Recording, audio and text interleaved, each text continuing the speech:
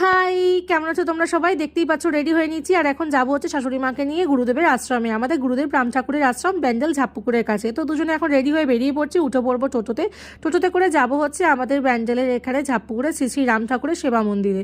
চলে এসেছি ভেতরে, এসে দেখো এখানে কীর্তনে আসর বসেছে। সকাল থেকেই পুজো শুরু হয়ে গেছে আজকে জন্মতিথি উপলক্ষে। এখন আমি ফল ফুল মালা মিষ্টি এগুলো আসার সময় কিনে নিয়ে এসেছি। সকাল থেকে পুজো হচ্ছে, এটা সন্ধ্যা আরতি পুজোর জন্য জোগাড় চলছে।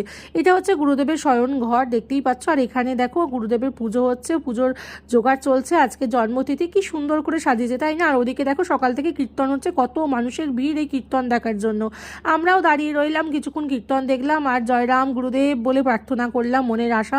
আর আমাদের এই গুরুদেবের কি সুন্দর লাগছে দেখো, সত্যি একদম।